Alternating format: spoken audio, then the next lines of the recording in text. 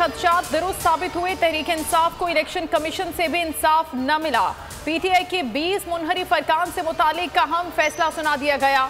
D seat करने का reference खारिज। चीफ इलेक्शन कमिश्नर की ज़ेर सदारत 3 रुकनी बेंच ने महफूज फैसला सुनाया।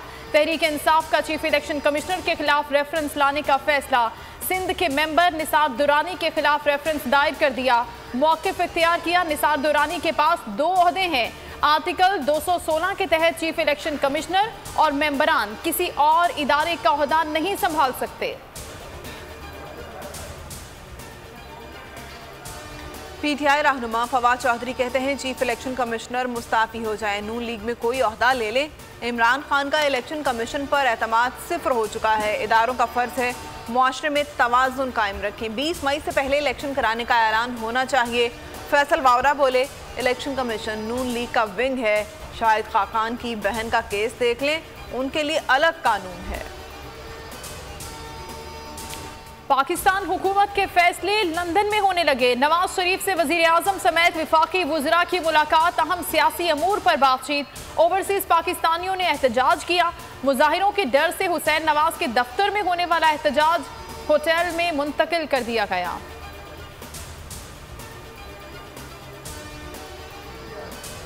मुमकिन है नए आर्मी चीफ की तैनाती से पहले इलेक्शन करा दिए जाएं। ख्वाजा आसिफ का बीबीसी को इंटरव्यू। कहा जनरल बाजवा खुद ऐलान कर चुके हैं कि मुद्दत मुलाजमत में तोसी नहीं चाहिए। ये भी हो सकता है नवंबर से पहले निगरान हुकूमत चली जाए, नई हुकूमत आ जाए।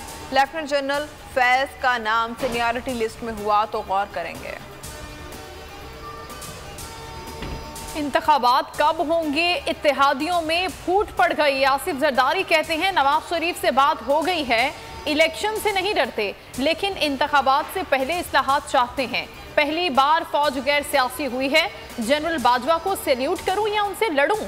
साबिक सदर ने नाम लेकर फौज पर तंज भी किया, फिर वजाहत कर दी। अली जैदी ने जवाब दिया, आप कैसे एक 3 स्टार जनरल पर इल्जामात लगाकर फौज को मजबूत कर रहे हैं? आप मुल्क के वफादार हैं या दुश्मन हैं?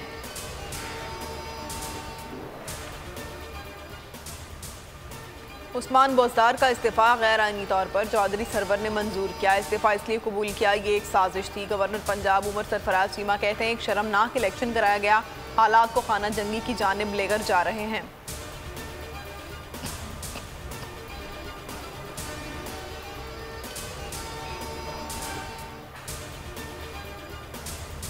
स्वाबी में मरियम नवाज का जलसा बदनज़मी का शिकार। कायदीन स्टेज पर कारकुनों को धक्के देते रहे। एक कारकुन को मरियम नवाज के साथ सेल्फी बनवाने का मौका भी न मिला।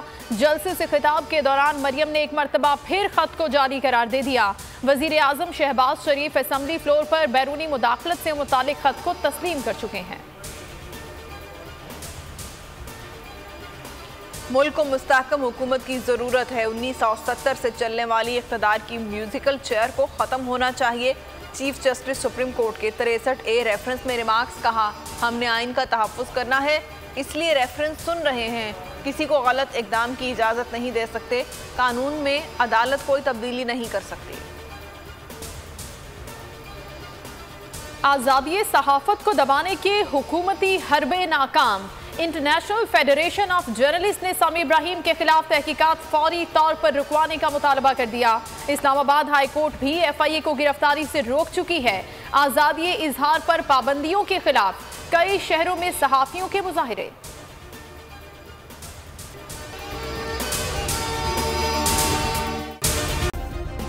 सब्सक्राइब करें और बेल दबाएं ताकि कोई खबर रह न जाए।